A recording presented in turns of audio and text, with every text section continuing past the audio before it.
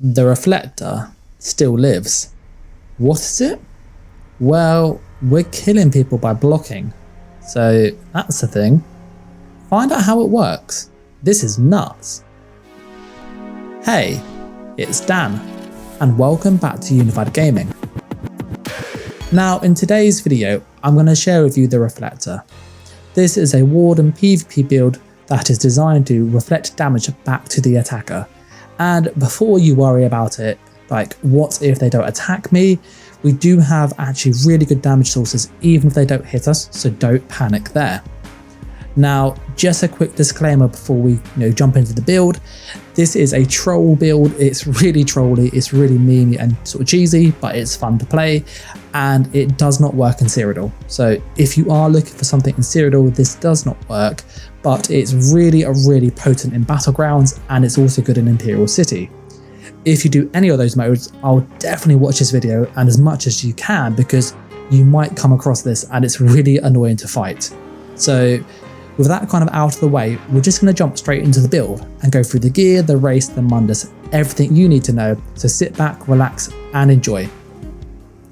So before we jump into the gear, like with these things, if you do enjoy these videos, then like, comment, share and subscribe. It really helps. But I'm going to mix up the loadout for today and go through the gear first and then the skills and all that stuff. So if you prefer this format, let me know in the comments, but let's just get to it. So what are we doing? We are using the Harbinger set once more. If you don't know what this does, this is health and stamina. Then when you block an attack, you deal damage to your attacker equal to 7% of your max health. Our current health is 3,480 is the damage, sorry. If we proc minor toughness, which is a warden skill, this then goes up to 3,780, which means this goes up with minor toughness, which is great. So that's partly why we chose a warden. But if you go, I'm not a warden, you can do this on a necromancer really well. I have tried this on a DK and it's so-so. I've also tried it on a Templar, which is a bit better, and it's okay on Assault. So, this can work on other classes, it's just not as effective. As for the Setso, we are using a Harbinger sword with a Frostglyph, and that is infused. This could be charged, but you want a Frostglyph, that's really key. We then have a shield which is infused and it's max health for more health, more damage with Harbinger. We then have a back bar of ice stuff of Unfathomable Darkness. The traits and the glyph are important, so do get these. We're using Absorb Stamina, which does damage and it gives us stamina back. And what's special about this is when we use Blockade of Frost, which is on our bars, this is an AoE skill, and as it's an AoE weapon skill, it can proc this glyph even if you're not on the bar, which means we can proc this stamina sustain whilst we're blocking on the front bar, which is really useful. We then have Grothgar Visage, which is a heavy armor Grothgar piece. This is infused currently. If you wanted to min-max this though, I would go with it Impen or Sturdy. We then have a chest of Harbinger, and that's max health Impen. We then have shoulders. These are light armor currently. Heavy would be best, but RNG hates me, so yeah, that's the thing. And I would go with health if you can, but low on gold, so that's kind of why. We then use Harbinger on the waist. This is Sturdy, max health. We use Harbinger on the hands. This is Sturdy, max health. We use Guard of Unfathomable Darkness. This is Sturdy and it's max stamina. I left this here as just a test set, but this was the best out of all the ones I tried, so do go with Unfathomable Darkness. And you want this ideally to be health if you can, but I'm low on gold as I've said. We then have Sabatons of the Harbinger, and this is Sturdy, max health.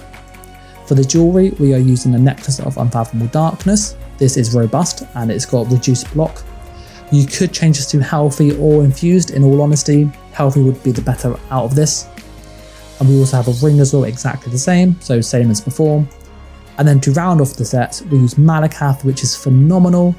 This increases all the proc damage by 25%, which you can't see on the tooltips. So all of those numbers we saw that are like really high, this is just even better. You're probably going, why is it a really weird loadout? Like, Harbinger is active in the front bar. When we switch to the back bar though, your Harbinger 5-piece turns off. Like, why would you do that?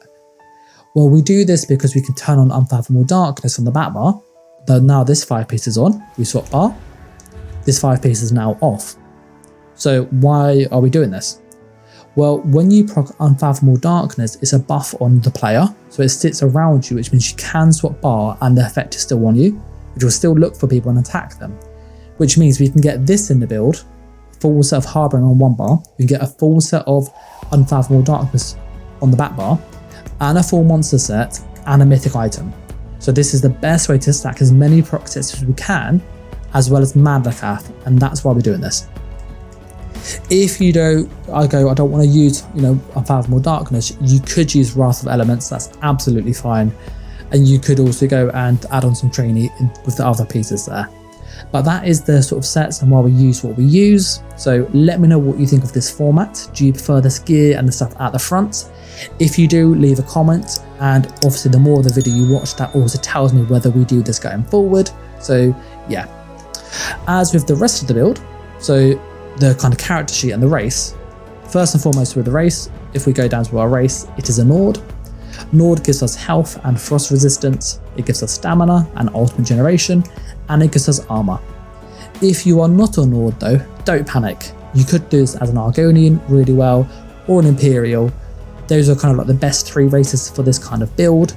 But if you're not any of those, then you can simply go as any other race and it will work. It's mainly the sets and the skills that are key to this build. For the Mundus and kind of what we're doing here, we are using the Leather Mundus. This is really good. And we have all of our points into max health. If we put on our minor toughness, you can see that our max health goes up to 49,500. So if we had those other healthy pieces, we would have over 50k health. We have 2.5k health regen with the ultimate fully charged. We'll get to that later on. We have 2.6k weapon and spell damage nearly, so loads of damage.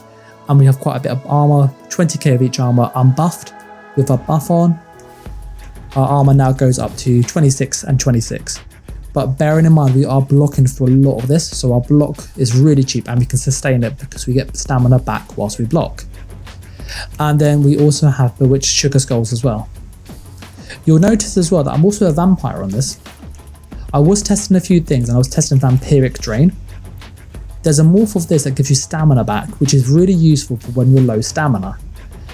If you want to have access to it, which I think is fun to play around with, you can slot this on. And if you did do this, then I'll go to the back bar and I'll take off the Shimmering Shield or Crystallized Slab. So whatever morph of that you use. But you don't have to be a vampire for this build. So if you go, I don't want to be a vampire, that's absolutely fine. And I would not go over stage 1. It's counterproductive to what we're trying to do here. As with kind of the skills and food and stuff, so food wise, we are actually using Bewitched Sugar Skulls. This is arguably the best food to use. And I know it's health, stamina, magicka, and health recovery. And you're going, but you're a vampire. As a vampire, stage 1, you are only losing 10% health recovery, so it's not a big loss. So that's why it's okay to run that food still. But if you were higher, then that food would be really bad to run. So Sugar Skulls is great. Potion wise, if you follow my builds a lot, you probably know what's coming, but we use the good old tri-stat potions. So health, magic, and stamina. We need all 3, but you can use Essence of Immovability. The detection ones are quite funny to use because you can, chase them out blades with Grothgar up and Cloak, and they hate it, so that's quite fun. Or you could use, Essence of Immovability and add on health, stamina, whatever you need. But potion-wise, Tri-Stat are kind of the best sort of jack-of-all-trade potions in my opinion, so that is why I use them. As with kind of the skills now, which I'm leaving towards the end this time, I'm going to go through each skill quite quickly because we're trying to keep the video nice and short. We are using Spiked Bone Shield. This is a really big shield, but the key to this is that it reflects damage back when we get hit. So if somebody hits us in melee range, this reflects the damage back, which is great. And it scales with max health. So this is like having Harbinger with Harbinger. So Harbinger, how do you say it? It's a really good skill. We use Arctic Blast as it's a burst heal and it stuns the enemy who's near us, which is great. So we can start with the proc damage, block to do some damage, have this tick in and then they get stunned. We finish them off with light attacks and bashes. So this is why this is here. It's a stun and it's a burst heal. I did try the other morph and it was not good. So you do need this. We then have Gripping Shards, which is an immobilize on demand, and it also snares people, which is great. And it can also apply the chilled status effect too. So this is just good. And what's special about this is the damage is based on your health. So the higher your health, the more this does. So it means that actually we have quite a good damage skill here. We then use the Ball Netch, which gives us stamina back whilst we're blocking, which is phenomenal. And it gives us Mage Brutality and Sorcery, and it also cleanses effects for us. So this is really OP. We then have Bird of Prey, which is Major Expedition. We don't use this. We actually have it for the Minor Berserk for more damage. And we have Northern Storm, which is used to do frost damage around us and snare the people. I have tried the other one, and that's good too, but this does have quite a big damage boost and it is noticeable, so this is a really good way to confirm kills. You might also notice that we have a lot of advanced species skills on, so Animal Companions for more damage, so that's always nice to have there as a passive. For the back bar, we are using Ice Fortress, which is your armor buff and minor protection, so more damage mitigation. We have Deep Thoughts, which is a great way to get resources back if you're low resources, so really useful. We have Blockade of Frost, and this is mainly here because we can proc the Frost Glyph on the other bar, and if we hit somebody with this and they're chilled, they get immobilized. Whether they were hit by it or they ran onto it, they get immobilized. So that's why we use this with the Frost Glyph on the Sword and Shield. We have Elemental Drain, which gives us Major Breach, which means they lose almost 6,000 physical and spell resist, which is great. And it gives us Magicka still, which means as we hit them, we get Magicka back, which helps us sustain. So it's just, really good for this build. I then have Shimmering Shield as kind of a really good way to charge ultimate, but this is more my flex spot in all honesty. So if you are lacking healing, put a heal on here. If you're lacking something else, change it. But this is a good skill to have, so do consider keeping it. And then for the ultimate, we're using Healing Thicket just for some group support. But in all honesty, if my Sword and Shield was level 50, I would use Shield Wall. I just don't have it unlocked. And I have tested it on another class and another character. If you use Shield Wall, this does proc Harbinger on cooldown. So literally, whilst people are hitting you, this will proc Harbinger. So this is like the best ult to get. I just don't have it. So if I did have it, I'd put this on the front bar and I'd put the ice one on the back bar. That's how I'd do that. But that is all the skills. You might notice we use a lot of heavy armor. In all honesty, if I had to tweak it, I'd go with 7 heavy, but I just don't have the pieces just yet. And something to note down here, you want Undaunted if you can get it, is helpful. And one thing which I haven't got on here, but I probably should, and you should as well, is get your alchemy up to level 50. That really helps you with just your potions buff. It gives you basically an extra 10-15 seconds on the resources buffs. So if you can get alchemy, do it. It's really quick, it's really easy. There is a guide on the channel already, so if you haven't seen it, do check it out. But that are all of the skills. The last thing to do is the champion points. So I'm going to show it here quickly. Feel free to pause it, watch it, rewind it, all that stuff. But the key ones that you need to slot are Duelist Rebuff. This reduces your damage taken by 2% per stage. You then Riposte, which gives you, you can reflect damage back to people if they hit you, if they're in melee. So when you block attack, your next physical damage does 4,800, which is great. So light attacks proc it. We then have Reinforce, which gives us a damage shield when we block. And we also have Cut and Defense, which does magic damage when we block. So this basically does damage when we block. This does damage when we block, plus our set. So we do a lot of block damage. The rest of it, you can just put as you see fit on the blue ones. For the red ones, I'm using Strategic Reserve, which is basically it's 1,500 health regen, roughly, which is really good. If you're not a vampire, that's even better. So this is great, and we don't use ultimates often, so definitely get this one. I have looked at Bloody Renewal, and you can use this, but you could also choose to have more passive regen with things up here, such as Rejuvenation. I personally prefer using Boundless Vitality for health, more damage. I also like the Break Free one, which is really helpful. So when you break free, you get stamina cost reduction because it's unchained, which means our Bone Shield is really cheap, which is a burst heal in effect. So great synergy there. You can change Slippery if you want and go with the stamina per kill one, but Slippery is quite good to help you with stam sustain because you don't have to CC break yourself every 20 odd seconds, so quite useful there. And then for the green ones, the main thing to get is Steadfast Enchantment, and the rest of it doesn't really help us. So, play around with what you see. I quite like using Steed's Blessing. That's quite a useful one to have. And if I was in Cyrodiil, I'd honestly get the mount speed and then the mount stuff, because the rest of it doesn't help us massively. So that is the CP. But that there, guys, is the build. As you can see in the gameplay, it is incredibly trolly. Does this kill good players?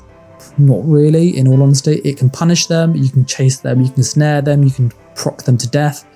But ultimately, if a good player is against you and they don't want to die, they will not die to this. But what this does do is it stops them from killing other people, so it's really good in group play. And anybody who's a bit aggressive or inexperienced will just absolutely melt to this without realising. As you can see in the gameplay, I'm getting 1 million plus damage every single match and having really good kill to death ratios just with blocking and procs, so it's a highly effective build. Trolly, cheesy, but is it fun to play? Yes, and that's why I've made this video. So I'm going to wrap it up here. If you like this video, you like what we do, then like, comment, share, and subscribe. And I just want to say a massive, massive thank you to those patrons out there. Like, your support allows me to make videos. So if you want to have the videos first, Patreon first videos and all that stuff, and also get help on Discord, there's a link in the description. As much or as little as you can is really, really appreciated. But as I said, I'm going to wrap this one up here. So thanks for watching, guys. Take care and bye.